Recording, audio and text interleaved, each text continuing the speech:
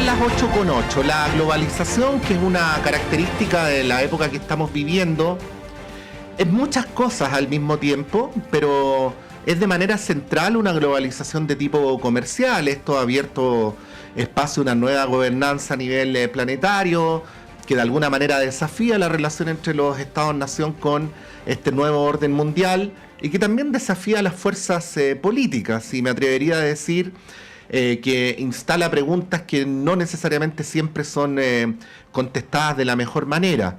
Todas estas preguntas afloran ahora a propósito de el triunfo tan categórico de Donald Trump en Estados Unidos y de su retórica proteccionista. Bueno, hay que escarbar un poquito más allá de los prejuicios y tratar de entender qué es lo que ocurre con esto. Y para poder analizar esta época en la que estamos viviendo y en particular cómo aterriza esto en el tema Trump y en lo que tiene que ver con Chile, queremos saludar a esta hora de la mañana al profesor del Instituto de Estudios Internacionales, ex subsecretario de Relaciones Internacionales, también de Relaciones Económicas Internacionales, el profesor José Miguel Ahumada. José Miguel, como siempre, muchas gracias por poder conversar. Buenos días. Buenos días, Patricio. Un gusto verte de nuevo y muchas gracias por la invitación. No, gracias a ti, José Miguel. Bueno, para partir ni siquiera una pregunta, ¿no? Cuando en lo que tiene que ver con el área de tu investigación, de tu trabajo, tú aprecias un triunfo como el de Trump, ¿qué es lo que piensas que están premiando las personas que votan por él? Yo creo que una de las características que va a explicar este fenómeno del segundo triunfo de Trump Sí. es que todo el proyecto sobre el cual se había levantado, el proyecto, la idea del Partido Demócrata en torno al liberalismo de carácter progresista, ¿cierto? Y que había cambiado en cierta medida durante el gobierno de Obama, muy levemente, con Biden un poco más, se había derrumbado. Toda la creencia de la apertura comercial, de la liberalización financiera, la idea de que el mercado podía, por sus propias fuerzas, generar un equilibrio que asegurara un crecimiento dinámico en la economía norteamericana, ha sido puesta en jaque por segunda vez en Estados Unidos, y yo creo que esta vez va a ser mucho más profunda, en tanto que el gobierno de Trump hoy día va a tener mayoría en ambas cámaras y también tiene mayoría en la Corte Suprema, por lo menos, digamos, según lo que se ha visto en la última hora. Entonces yo creo que va a ser un cambio sustantivo en la forma en cómo Estados Unidos ha barajado sus relaciones económicas internacionales, lo que va a hacer que aquello que Estados Unidos pregonaba durante décadas para que el resto del mundo aplicara a través de acuerdos comerciales, acuerdos bilaterales de inversión y acuerdos multilaterales como la OMC, todo eso que proponía hoy día va a ser su creador, Estados Unidos, quien lo va a empezar a desarticular. Eso es lo más paradójico, creo yo, del momento que estamos presenciando. Sí. José Miguel, ya vamos a volver al mismo caso de Trump, ¿no? Pero a propósito de esto, se habla de una suerte de desorientación, voy a decirlo así, del mundo progresista o de los progresismos o de las izquierdas, llámalo como quieras, ¿no? Pero en relación a estos asuntos de promover algo que por un lado tiene mucho de políticamente correcto, de contemporáneo, pero que por el otro lado abandona o al menos no tiene en consideración las consecuencias que estos procesos tienen en los sectores más desposeídos, en ciertos sectores tradicionales de actividades económicas. Bueno, ¿qué reflexionarías sobre esto? Digo, partiendo por el caso de Estados Unidos, pero ya sabemos que estamos hablando al mismo tiempo de muchos otros lugares del mundo. Efectivamente, una tendencia global. Yo creo que en el plano de lo que se llaman las fuerzas progresistas, las fuerzas de izquierda, es evidente que durante décadas ha habido un abandono a la dimensión productiva, a la dimensión económica y también a la dimensión de la soberanía y de la patria, Ujú. ¿cierto? Algo que la izquierda tenía muy presente durante el siglo XX, eso es lo más paradójico. Durante el siglo XX, la izquierda, por ejemplo, en América Latina, tenía un énfasis muy claro en la idea de industrialización, la idea de abordar y generar empleos de calidad y sofisticados para que pudieran hacer de una base material para la Ujú. redistribución en forma sostenida en el tiempo. Nota que Raúl Previch, que no Ujú. era nada un reaccionario en este tipo de cosas, él sostenía que no podía haber un proceso redistributivo si no venía de la mano un proceso de transformación productiva. Mm. Entonces yo creo que esa izquierda, que tenía una clara visión en el plano productivo, era productivista en ese sentido, Ujú. y en el plano internacional tenía un diagnóstico mucho más crítico que el que hoy día escuchamos en la izquierda tradicional y también, ojo, en la nueva izquierda, en el plano de las relaciones económicas multilaterales. Yo creo que eso está pasando la cuenta. En tanto, ese discurso actual, que algunos dirán más centrado en la dimensión postmaterial, no está siendo capaz de explicar el impacto político que tiene la desindustrialización y en el caso de América Latina la reprimarización de nuestra canasta exportadora y tampoco está siendo capaz de atraer a partir de un discurso más épico, ¿no? En torno a la idea de nación o de la patria. Creo que ahí hay una tarea urgente para las fuerzas progresistas. José Miguel, este diagnóstico que tú haces, ¿de qué modo aterriza en países como Chile? A ver, yo creo que una de los elementos más importantes es que cuando se habla de un proyecto progresista, una de las características de un proyecto progresista es de que es capaz de analizar las raíces de los problemas, ¿no? Y eso implica, en el caso chileno o de América Latina, la necesidad urgente de poder iniciar algún tipo de proceso de modificación de la matriz productiva, de reindustrialización de nuestras capacidades económicas, de obtener, de apropiarse de mayores niveles de autonomía en la nación para aplicar este tipo de política. Y eso es precisamente la agenda de los cuales hemos estado conspicuamente ausentes en las últimas décadas. Esto no es un tema de la nueva izquierda, esto es un tema que la nueva izquierda recién está asumiendo. Esto es un tema de la vieja izquierda de los años 90, que ha sido incapaz de poder asumir este discurso y porque asumió el discurso liberal que hoy día incluso Estados Unidos está abandonando. Sí, que fue cuando Chile asumió esta estrategia de inserción internacional, ¿no? En la década del 90. Supuesto. Sí. Claro. Sí, estamos conversando con el profesor José Miguel Ahumada. José Miguel, volviendo a Estados Unidos, o no sé si volviendo, pero más o menos entre Estados Unidos y Chile, ¿no? Se instalan algunas preguntas. Por ejemplo, ¿cómo debería abordar Chile, siendo un país pequeño? Imagino que esta no es una pregunta solo nacional, sino también regional.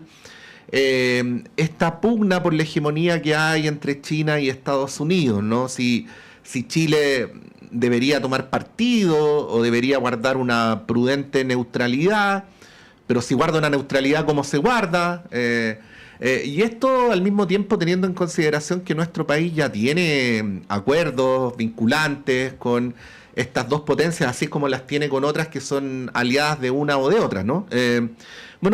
Se habla en este momento de aquello.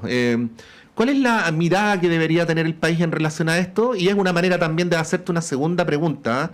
Esto del Trump proteccionista, ¿cuánto de narrativa tiene y cuánto de disposición a avanzar en cuestiones más concretas, ¿no? Sí, súper buena pregunta. A ver, respecto a lo último, el Trump proteccionista no era tan idealista, ¿no? Aplicó políticas bastante concretas. Yo diría que cuando Estados Unidos retomó la política industrial no fue con el CHIP Act o con el Inflation Reduction Act de Biden, fue con el Operation Warp Speed, que lo aplicó Trump y que colaboró junto con el mundo privado para sacar las vacunas en forma tan rápida como la conocimos. Sí. O sea, no es una cuestión baladí el hecho que hayamos tenido vacunas tan rápidas y que fue con mucho apoyo público durante ese gobierno. También durante el gobierno de Trump aumentaron sustantivamente los aranceles que después Biden mantuvo. Lo que hoy día preocupante es de que Trump ha sostenido que estaría dispuesto a aumentar los aranceles no para los productos chinos únicamente, sino para todos los productos, incluyendo, ¿no?, en torno a un 10 y a un 20%, de un 10 a un 20%, lo que por supuesto quebraría inmediatamente el acuerdo comercial que tendría con nosotros y en general. Y esa propuesta, ese anuncio, que todavía no es política, ese anuncio es alarmante. El segundo punto es de que estaría dispuesto a aumentar aún más los aranceles a México si es que México no controla los flujos de inmigración. Y a China estaría dispuesto a aumentar los aranceles, si mal no recuerdo, en torno a un 60%. Esto con el Congreso, con ambas cámaras a su favor y con la Corte Suprema también, en principio. Si eso es correcto, sería un escenario muy, muy problemático. Yo no sé cuánto estaría dispuesto a avanzar en esa línea, porque eso ya sería quebrar con todos los acuerdos que ha firmado desde los años 90 para adelante. Ahora, sí. Ahí, José Miguel, yo sé que la pregunta era más amplia, pero déjame marcarte un punto. Respecto a esto, porque una de las cosas que siempre se dicen es, no, lo que pasa es que los tratados de libre comercio están amarrados de tal forma que los países no se pueden salir. Me atrevo a preguntarte si eso ocurre para las dos partes o ocurre solo para la parte menos poderosa. O sea, digo, si Estados Unidos quisiera romper el tratado, ¿quién lo podría obligar a que no lo cumpla? ¿Cómo funciona eso? No, yo no creo que no creo que se llegue a ese nivel. Bueno, pero a esta altura. Pero no creo. No, Lo pero que sí, digo, subir un arancel es vulnerar el texto del tratado, ¿no? claro, claro. Depende de cuáles son los argumentos que se esgrimen. Por Sí. ejemplo, acuérdate que con el tema de el acuerdo con China se pudo aumentar temporalmente los aranceles con el tema del acero. Depende de los argumentos si es que se esgrima que hay un dumping detrás. Yo creo que en el caso chileno sería bien difícil demostrarlo. O sea, Ujú. por eso yo tiendo a pensar de que esa propuesta de Trump no debería aplicar para Chile, porque con Chile, más allá del tema del visa waiver, que eso puede ser problemático, no tenemos particular problema. De hecho, debería haber mayor interés en Estados Unidos con el tema del litio, ¿ah? Ujú. Cuestión que ya se mostró con el gobierno de Biden y el Inflation Reduction Act y el impacto que tiene para darle mayor competitividad a nuestras exportaciones de litio sin procesar. Yo creo que en el caso de Estados Unidos, eh, no solamente ha puesto, o sea, no es un tema de que haya puesto en jaque los acuerdos bilaterales, ha puesto en jaque el orden multilateral. Ujú. O sea, y esto no solamente con Trump, eso fue con Biden y con Obama antes. Han puesto hoy día la Organización Mundial del Comercio en estricto rigor no está funcionando debido a Estados Unidos porque no presenta un juez en su órgano de apelación y lo está haciendo conscientemente para no recibir demanda por parte de la OMC, quien tiene trabado al principal organismo económico que regula las relaciones económicas en el plano multilateral es Estados Unidos, y lo está haciendo desde el año 2019. Y eso ha implicado, Patricio, que por ejemplo hoy día países como Indonesia puedan hacer política productiva, exportar níquel procesado, impedir que las empresas exporten níquel sin procesar, sin recibir ningún tipo de demanda por parte de la OMC. Ujú. Hoy día el orden multilateral no está funcionando gracias a Estados Unidos. Oye, y la pregunta que nos había quedado en el tintero de cómo Chile debe maniobrar en este momento de disputa por la hegemonía, ¿no? Estamos en este momento en el que equivale a estos dos automóviles que se chocan a ver quién pasa a la delantera, ¿no? Bueno, sí, vamos a ver cuáles van a ser las relaciones con China. Trump ha dicho que admira mucho la estructura política sobre el cual se sostiene Xi Jinping. No sé cuál va a ser el tipo de arreglo que puede tener entre ambas economías. Lo que sí sé, y yo creo que es evidente, ¿no? No requiere mucha destreza, es de que va a haber un mucho mayor interés por el control de los minerales críticos, en particular el litio, en el cual Chile está súper bien posicionado. Entonces yo creo que yo me atrevería a decir que va a haber mucho más presión por llegar a algún tipo de acuerdo en el plano de asegurar la provisión de minerales como el litio, como lo está haciendo de hecho la Unión Europea con el Sí. acuerdo que está avanzando. Y China también va a tener mucho más, yo me imagino, mucho más interés en asegurar cadenas de suministro en torno al litio. Entonces yo creo que ahí es donde se va a concentrar gran parte de la atención. ¿Qué tiene que hacer Chile? Yo en esto, yo creo que dado el escenario internacional no tiene mucho margen de acción más que tratar de no involucrarse en estos conflictos ni asumir ninguna posición. Si tuviéramos una América Latina o un sur global, ¿cierto? Más articulado, otro sería el escenario. Pero hoy día el margen de acción y de negociación es bastante pequeño, yo me atrevería a decir. Sí, estamos conversando con el profesor José Miguel Ahumada. Durante esta entrevista, José Miguel ha mencionado varias veces el tema del litio, ¿no? Y esta pregunta, que incluso tiene una es una pregunta recurrente en la historia de América Latina y en la historia de Chile, ¿no? ¿Qué pasa cuando aparece una riqueza a la cual eventualmente se le puede sacar partido? ¿Cuál es la mejor política? Tú sabes que hay libros que han pasado a la historia que se han escrito eso, por las venas abiertas de América Latina. Me imagino que en la misma pregunta del salitre, la misma pregunta del cobre, y siempre aparece ahí como esta idea de, bueno, pero cuando nos ocurra la próxima vez, ahora sí que tenemos que hacer lo correcto, ¿no? Ya que no lo Claro, hicimos claro, antes. claro, claro. ¿Ah? Claro. ¿Estamos haciendo lo correcto? Claro, yo, a ver, cuando uno escucha a la derecha, ¿Mm? el típico argumento que presenta la derecha, no solamente en materia del litio, sino también en materia del cobre, y de lo que también fue en el periodo del salitre, era que estos van a ser ciclos cortos, que va a haber un aumento durante un periodo relativamente acotado del precio, por lo tanto lo que hay que hacer es tratar de extraerlo lo más rápido posible y dejar de soñar con estos grandes proyectos de transformación. Con eso perdimos el ciclo del cobre y también, como tú bien señalaste, perdimos el ciclo del salitre. Yo creo que, dado el escenario tecnológico que está viendo, que está modificándose hacia energía renovable, hacia la electromovilidad, etcétera, el litio se está transformando, por Dios, en un mineral clave. Lo que hay que ver es si es que Chile va a seguir teniendo el carácter estratégico del mineral, si es que van a empezar a surgir mina en otro lado, en Estados Unidos o en China, pero tenemos un periodo, yo creo, bastante largo en el cual Chile podría profundizar el proceso de industrialización en torno al litio. Yo creo que lo que está buscando hacer el gobierno con el Instituto Tecnológico, ¿cierto?, del litio, tener mayor control sobre las empresas, ¿cierto?, que el Estado intervenga, o sea, que tenga mayor capacidad accionarial. Yo creo que es una buena noticia. Yo creo que en el escenario político actual era la mejor salida. Entonces yo en principio diría que es una buena noticia lo que está haciendo con el litio el gobierno. Para finalizar esta entrevista, José Miguel, ¿qué deberían aprender los progresismos chilenos del triunfo de Trump? Yo sé que esta es una pregunta política general, pero lo pregunto desde tu área de especialidad, ¿no?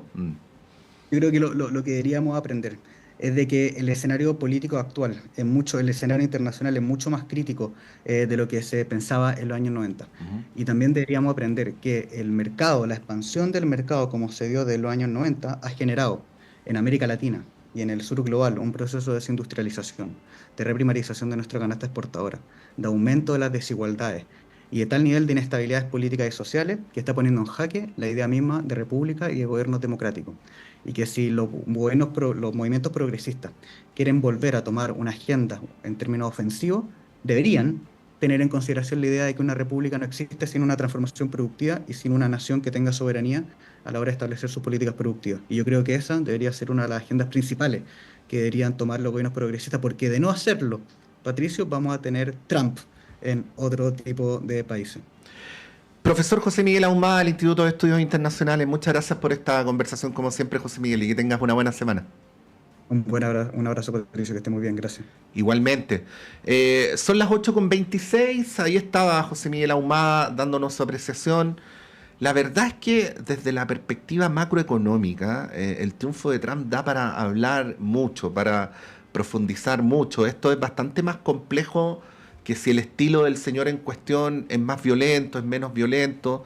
Fíjense de qué modo la dimensión productiva y económica está vinculada, como nos lo señalaba el profesor Ahumada, con la debilidad o fortaleza de nuestras instituciones y de nuestras democracias. Bueno, ahí es donde hay que procurar seguir escarbando para poder entender mejor por qué están pasando estas cosas, ¿no? Y por qué los sectores populares en distintos lugares del mundo están votando como están votando.